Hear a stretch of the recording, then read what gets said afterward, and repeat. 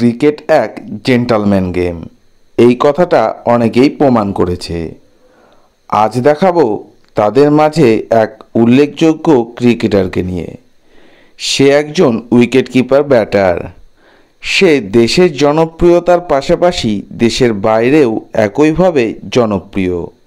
সে south আফ্রিকার জাতীয় দলের হয়ে খেলতো। সে ক্রিকেট জগতে প্রবেশ করার পর ব্যাটসম্যানদের খেলার ধরনটাই পাল্টে দিয়েছে। সে দেশের খেলার পাশাপাশি বাইরের দেশের ফ্র্যাঞ্চাইজি লিগগুলোতেও পারফর্ম করে। সে তার ব্যাটে ঝড়ে অনেক বড় বড় বোলারদের মাথায় হাত ফেলে দিয়েছে। সে আমাদের সকলের প্রিয় সাউথ আফ্রিকার 17 নম্বর জার্সিধারী এবি ডিভিলিয়ার্স। এবি ডিভিলিয়ার্স 1984 সালে 17 ফেব্রুয়ারি সাউথ আফ্রিকার ওয়ামবেডে জন্মগ্রহণ করে। এবি ডিভিলিয়ার্স ও ফ্যাব ডুপ্লেসিসের মাঝে খুব ভালোই বন্ধুত্ব ছিল। এবি ডিভিলিয়ার্সের বাবা ডাক্তার হওয়ার পাশাপাশি একজন রাগবি খেলোয়াড় ছিল, তাই এবি ডিভিলিয়ার্সকে খেলার জন্য প্রচণ্ডভাবে সাপোর্ট করত। 2016 সালে এবি ডিভিলিয়ার্সকে নিয়ে তার অটোবায়োগ্রাফি বের করা হয়। এবি ডিভিলিয়ার্স তার গার্লফ্রেন্ডকে 2012 সালে ভারতের তাজমহলের সামনে প্রপোজ করে। এমনকি ড্যানিয়েল সোয়ার্টকে 2013 সালে সাউথ আফ্রিকায় বিয়ে করে। পরবর্তী সময়ে তাদের দুটি ছেলে ও একটি মেয়ে সন্তান হয়েছে। এবি ডিভিলিয়ার্স প্রথম জাতীয় দলের হয়ে টেস্ট ম্যাচ খেলে 2004 সালে ইংল্যান্ডের বিপক্ষে।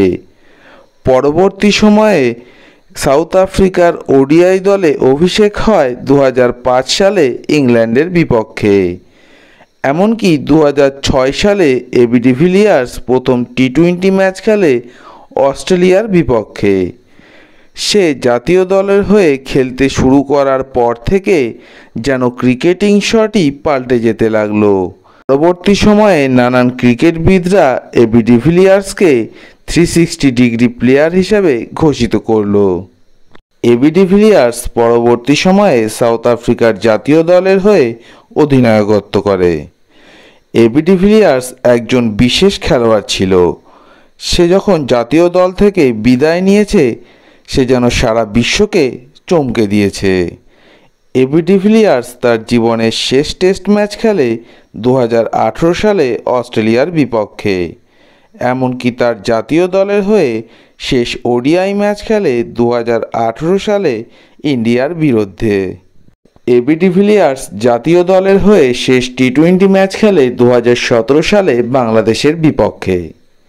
এবিডি দেশের হয়ে টি-20 ম্যাচ না খেললেও ফ্র্যাঞ্চাইজি লিগে 2021 সাল পর্যন্ত খেলে।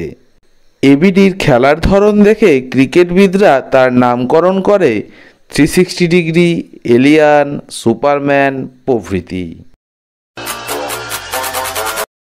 এবি ডিভিলিয়ার্স এমন একজন খেলোয়াড়, যে ফরম্যাটেই হোক না কেন সে যেন সব ফরম্যাটের জন্যই পারফেক্ট।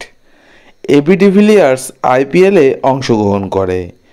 2008 সাল থেকে 2010 সাল পর্যন্ত দিল্লি ডেয়ারডেভিলসের হয়ে খেলে। 2011 সাল থেকে 2021 সাল পর্যন্ত রয়্যাল চ্যালেঞ্জার্স ব্যাঙ্গালোরের হয়ে অংশগ্রহণ করে।